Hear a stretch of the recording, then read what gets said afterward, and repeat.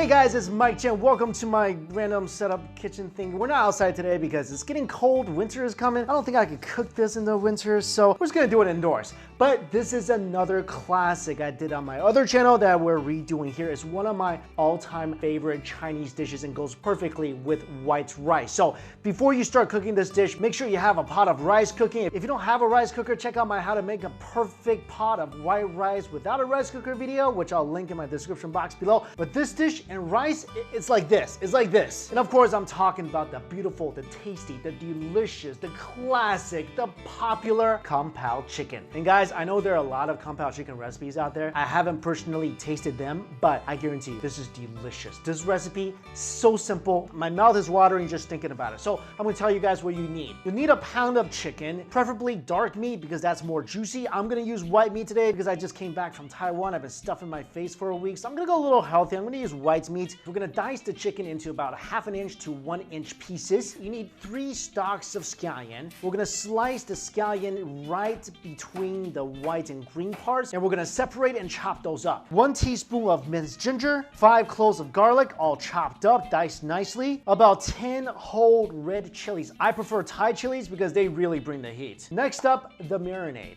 1 tablespoon of dark soy sauce. This is really just for some color. We're gonna do 2 teaspoons of Chinese cooking wine. If you don't have this, you can substitute this with dry sherry. And I have a teaspoon of water here. And just add the cornstarch into the water. Give that a little mix. And we're just gonna take a teaspoon of that mixture and add it to our marinade. Chicken goes in.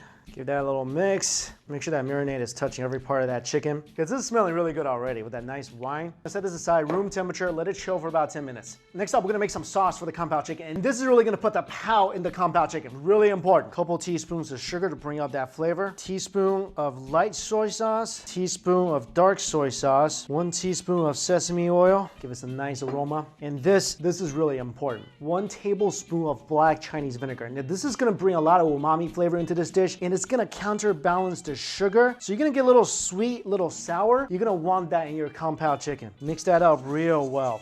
So with all this, with the chili, with the sugar, with the vinegar, your Kung Pao chicken is gonna be spicy, it's gonna be sweet, it's gonna be a little vinegary with a beautiful sesame aroma. It's gonna be delicious. And one last thing we're adding in here, remember that leftover cornstarch and water mixture? Yeah, we're just gonna put that whole thing in there, just to thicken it up a little bit.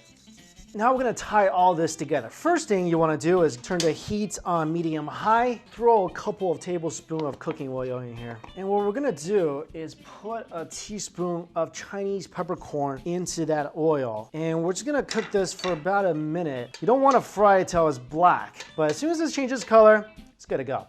Yeah, love that nummy aroma. And take this out.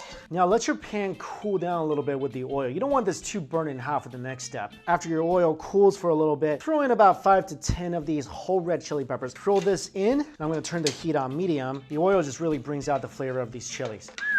All right, as soon as they start changing color, toss in your chicken.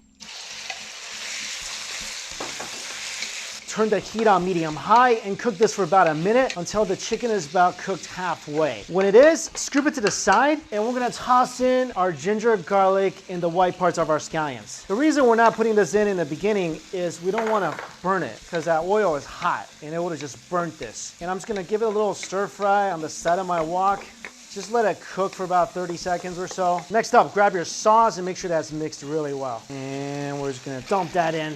At the last step, we're just gonna dump in another teaspoon of wine and just let that really bring out the flavor of the chicken. And we're just gonna add 1 more small teaspoon of soy sauce. And this is where you can taste your chicken. If it needs more soy sauce, add a little bit more. If it doesn't, you're good to go. Finally, add about 1/2 cup of roasted peanuts, unsalted.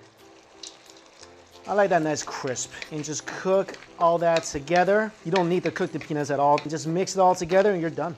Usually when you get Kung Pao chicken at Chinese restaurants or Americanized Chinese restaurants, it's not gonna really have any vinegary flavor in there. It's definitely not gonna be that spicy, but this chicken, spicy, little sweet, vinegary, you're gonna love this. One of the best dishes you can ever eat with a steaming pot bowl of white rice. And I got a whole rice cooker of rice all for me. I got some extra rice, just like my shirt. See, extra rice. By the way, this is a brand new shirt that just launched, extra size. I thought you said extra rice, that's funny. Anyway, if you wanna get a shirt, link is in the description box below. Let's eat.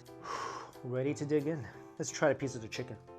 Like I said, sweet, spicy, a little vinegary, and nothing really overpowers anything else. They all just kind of got together. It's harmony. It's a bowl of harmony. I love adding extra peanuts in here. I love the crunch of the peanuts. And this dish is so saucy. It's meant to be. And all that is gonna drip on your rice, and that's called rice transformation right there. You see that? That rice is good to eat on its own.